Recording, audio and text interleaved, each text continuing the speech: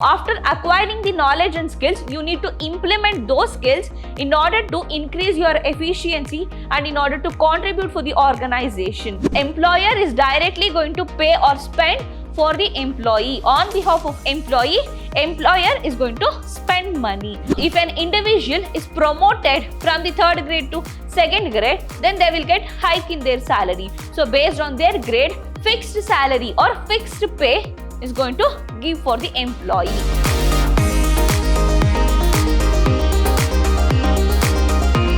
Hello everyone, a warm welcome to one and all to the 3rd session on Unit 3, that is Induction, Training and Compensation. I am Meghana from the Department of Commerce, lecturing in Vidhyaashram First Aid College, the Temple of Excellence. In today's session, let us discuss with the Kirkpatrick's model, compensation, types of compensation and compensation structure. So this is the last topic for Unit 3. So let us start with the Kirkpatrick's model. What do you mean by Kirkpatrick's model?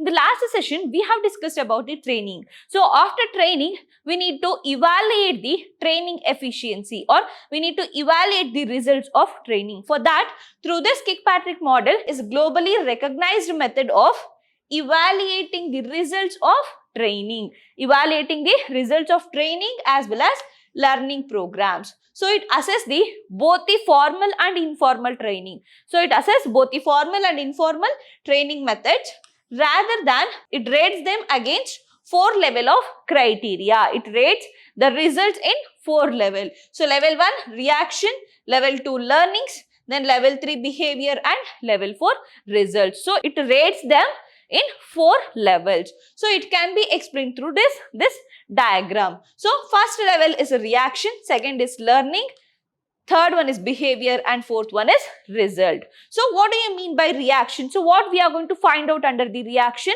stage. Under first level, under reaction, we are going to evaluate whether the training program, it is related to the particular job or not. The training provided for the individual needs to be related to the particular job or specific job. Whether the training is related to the particular job or not, we are going to evaluate in the reaction stage. In the reaction, we are going to compare the training or the provided skills and knowledge and the required skills and knowledge in order to perform that particular job or that particular task. Under level 2 is learning. So under level 2, we are going to evaluate whether the trainee acquires the knowledge and skills provided in the training program. So whether the individuals acquires the skills, knowledge through this training program or not, we are going to evaluate that under learning stage. So the learning ability of the individual, we are going to evaluate the learning ability of an individual. So next one is level 3 is behavior. So level 3 is a critical stage for the organization to evaluate. So under stage 3 or under level 3, we are going to evaluate whether they are applying their skills and knowledge in the particular job or not. So after acquiring the knowledge and skills, you need to implement those skills in order to increase your efficiency and in order to contribute for the organization. So level 3, you are going to check the behavioral changes in the individual. So in the level 2, we tested that in the level 2, we are going to evaluate the skills acquired by the individual. So we verify that, we evaluated that individual acquire the particular skills and knowledge. So whether they are applying those skills and knowledge in the particular situation or not, that we are going to evaluate under the level 3, that is behavior. Behavioral changes after this training program, that we are going to evaluate under the level 3. So level 4 is result. So after implementing those results, what all are the contribution or changes for the organization as well as the individual, whether the productivity increases or not, efficiency increases or not, what all are the changes or development in an individual as well as for the organization, what is the contribution for the organization through this training program. We are going to evaluate, we are going to find out the results from this training program. So through this Kirkpatrick's model, we are going to evaluate the results of training program. So not only a formal training, also the informal training. So the results of training is evaluated through this model. So this is all about Kirkpatrick's model. For this topic, we finished with the training. So next concept, moving further, next concept is compensation. So after training program, individual performance is increased. So that based on the performance, you need to compensate. You need to give incentives and you need to motivate the individual. So that is compensation. Compensation is increasing the result, increasing the salary or providing the benefit for the individual. So compensation is the result or reward that the employees receive in return for their work. So this is the reward or the result for their work, for the efficiency, for the effective performance. We are going to reward them. We are going to give incentive, or we are going to benefit the individual, so that it helps, it motivates the individual to work effectively and it increases the competence level among the employees. So compensation includes payments like bonus, profit sharing, overtime pay, recognition rewards and sales commissions. So it includes all this form. So either it may be a financial benefits or non-financial benefits, financial compensation or non-financial compensation. So you need to motivate. This compensation helps the individual to motivate to work effectively and to increase their productivity. So compensation is an important factor which motivates the individual for the better result.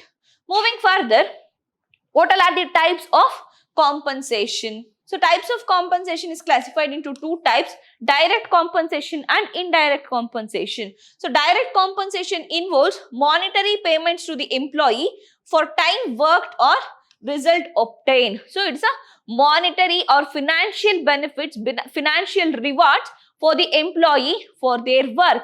For example, it includes salary, then overtime facility, then bonus. So all this comes under the direct compensation. So employee will get basic salary for their work, then overtime duty, then shift differences. So for that they will pay extra. So all this comes under the financial benefits. Again, for their achievements you are going to reward. So reward for the achievement, for particular achievements. So all this comes under the direct compensation. Next is, second type is indirect compensation. Indirect compensation involves expenditure made by an employer on behalf of all the employees, and it is typically referred as fringe benefits. So this is the payment or the benefit provided by the employer for their employee. So they are going to pay. They are going to pay on behalf of all the employees. So it's a non-financial benefits. Employer is directly going to pay or spend for the employee. On behalf of employee, employer is going to spend money. For example, holiday packages, paid leave, sick leave. Next one, protection program like health benefits. So all this comes under the indirect compensation. On behalf of the employee, employer is going to pay. So paid leave, sick leave, holiday packages, then security programs in the sense health benefits, insurance. So all this comes under the indirect compensation. So in order to motivate the individual, in order to increase the efficiency, in order to satisfy the individual needs, this compensation is going to help.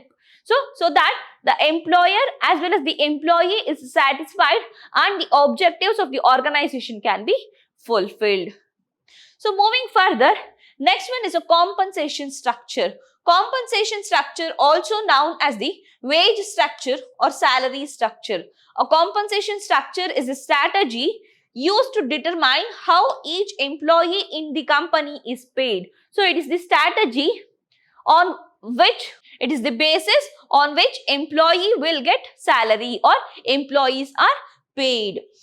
So it considers information like length of the employment, industry minimum and maximums, as well as the merit. So on the various basis, they are going to pay or they are going to decide the individual salary. So those structure, there are three basic types of pay structure. So under that, first one is a traditional or graded pay. Next one is a market based pricing, market based or benchmarked pricing.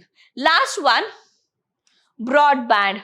Last one, broadband. So first one is a traditional or graded pay. So under traditional or graded pay, they fix the different grades. So based on the different grades, they are going to fix the salary for each grade. So based on the individual performance, based on their grade, based on the promotion, they are going to increase their salary. So grade 1, grade 2, grade 3, they are going to fix. So they are going to fix the salary for each grade. Based on the individual grade, they are going to get their salary. So first grade, they will get the more salary. So if an individual is promoted from the third grade to second grade, then they will get hike in their salary. So based on their grade, fixed salary or fixed pay is going to give for the employee. So that is grade pay. Next one is market based or benchmarked pricing. The name only described market based. So based on the, they are going to compare the salary paid from the competitors for their employees for the same grade or for the same work what they are going to pay. So they are going to compare with their competitors and the organization. So based on that, they offer salary or they increase the salary for the individual. So commonly they are going to compare with the market price or the benchmark pricing in order to pay the salary. So this is all about market based. So last one is a broadband. Under this type of pay structure, they have a limited or fewer grade, but the overall salary is increased or overall salary is more. So they are flexible enough to make changes or to increase their salary within the particular grade without increasing the grade or without increasing or without promoting an individual. Without promoting an individual, they can increase the salary within the grade. They have a fewer grades. So like how we have a grade under the traditional method, we have a various grades under the traditional method.